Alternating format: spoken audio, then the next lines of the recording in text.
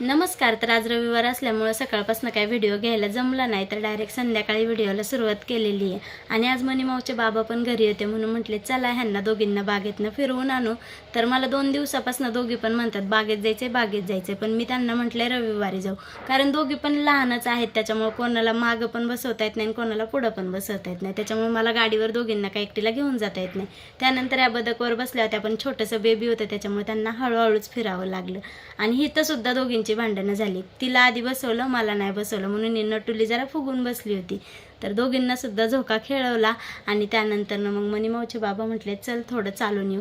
तर इथं बागेमध्ये असलं झाड होतं ना, त्याला बुंद्यापासून तर शेंड्यापर्यंत इतके फळं लागलेले होते, पण ते फळं कशाचे होते माहीत नाही, पूर्ण भरलं होतं त्या फळांनी झाड. आणि त्यानंतर मनीमाऊचे बाबा म्हटले चल आपण दोघं थोडासा व्यायाम करू. आणि मला बोलत होते तुला पाडू का, म्हटले पाडा बरं हिंमत असेल तर.